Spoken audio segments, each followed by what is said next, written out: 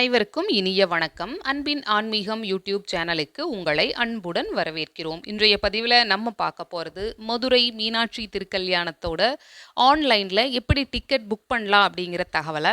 மதுரை சித்திரை திருவிழா கோலாகலமாக ஆரம்பமாக உள்ளது. அதை பற்றின தகவல்களை நம்ம பதிவு செய்திருக்கோம். நம்ம சேனலில் முதல் முறையாக பார்க்குறவங்க ஞாபகமாக சப்ஸ்கிரைப் பண்ணிக்கலாம்.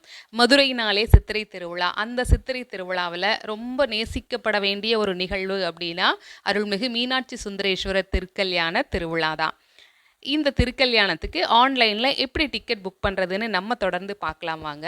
இந்த டிக்கெட் புக்கிங் ஏப்ரல் மாதம் 19ஆம் தேதி முதல் ஏப்ரல் மாதம் 22ஆம் தேதி வரைக்கும் நடைபெற உள்ளது.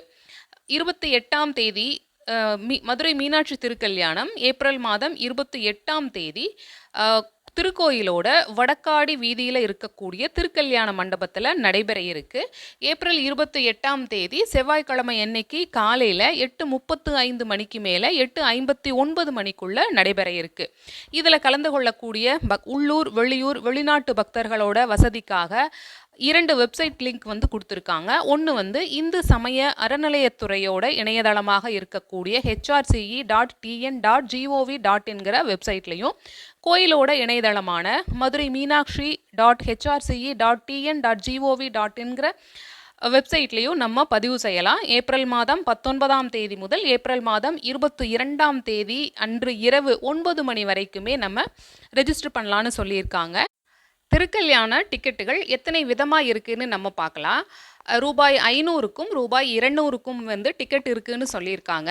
ஒரு நபர் 500 ரூபாய் அப்புறம் ரூபாய் 200 ரூபாய் கட்டண சீட்டுகளை பதிவு செய்ய முடியாதுன்னு சொல்லியிருக்காங்க. அதாவது ஒரே நபர் 500 ரூபாய்க்கும் 200 ரூபாய்க்குமே டிக்கெட் வாங்க முடியாது.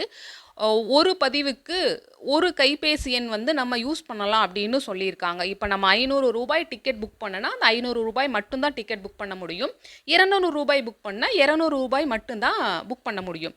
இந்த நிகழ்வுக்கு குழந்தைகளை அழைச்சிட்டு வர்றதை தவிர்த்துக்கிறது நல்லதுன்னு சொல்லியிருக்காங்க. கோயிலுக்கு சொந்தமாக இருக்கக்கூடிய மேற்கு சித்திரை வீதியில் இருக்கக்கூடிய பிர்லா விஸ்ரம் தங்கும் விடுதியில் காலை 10 மணி முதல் மாலை 6 மணி வரைக்குமே கோயில் பணியாளர்கள் மூலமாக முன்பதிவு செய்யக்கூடிய வசதி ஏற்படுத்தியிருக்கிறதா சொல்லியிருக்காங்க. காலை 10 மணி முதல் மாலை 5 மணி வரைக்கும் பிர்லா விஸ்ரம் தங்கும் விடுதியில் இருக்கக்கூடிய சென்டரில் காட்டி நம்மளோட டிக்கெட்டை வாங்கிக்கலாம். திருக்கல்யாணம் ஏப்ரல் மாதம் 28ஆம் தேதி அன்னைக்கு காலையில் 8:35 மணிக்கு மேலே 8:59 மணிக்குள்ள நடைபெற இருக்கு. அதனால் டிக்கெட் வாங்கினவங்க அதிகாலை 5 மணி முதல் 7 மணிக்குள்ளாக கோயிலுக்கு வந்துடணும் அப்படிங்கிற தகவலையும் சொல்லியிருக்காங்க. இப்போ 500 ரூபாய்க்கு டிக்கெட் வாங்கியிருந்தோம் அப்படின்னா வடக்கு ராஜகோபுரம் மொட்டை முனீஸ்வரர் சன்னதி வழியிலையும், ரூபாய் 200 டிக்கெட் வாங்கியிருந்தோம் அப்படின்னா வடக்கு சித்திரை வீதி கிழக்கு சித்திரை வீதி சந்திப்பு அருகே இருக்கக்கூடிய பாதை வழியாக வடக்கு ராஜகோபுரம் வழியில் அனுமதிக்கப்படுவாங்க அப்படிங்கிற தகவலையும் சொல்லியிருக்காங்க. கட்டணம் இல்லாத தரிசனத்தில் வரக்கூடிய பக்தர்களுக்கு முதலில் வருபவர்களுக்கு முதல் அனுமதிங்கிற முறைப்படி தெற்கு கோபுரம் வழியாக அனுமதிக்கப்படுவாங்கங்கிற தகவலையும் சொல்லியிருக்காங்க. இன்னொரு தகவல் என்ன சொல்லியிருக்காங்க அப்படின்னா, மீனாட்சி சுந்தரேஸ்வரர் திருக்கல்யாணத்தின் பொழுது ரூபாய் 50 ரூபாய் 100 மொய்காணிக்கை செலுத்த விரும்பக்கூடிய பக்தர்கள் இந்து சமய அறநிலையத்துறை வெப்சைட்லையும் மதுரை அருள்மிகு மீனாட்சி அம்மன் திருக்கோயிலோட வெப்சைட்லையும் காணிக்கை செலுத்த வசதி ஏற்படுத்தப்பட்டுள்ளது அப்படிங்கிற தகவலையும் சொல்லியிருக்காங்க.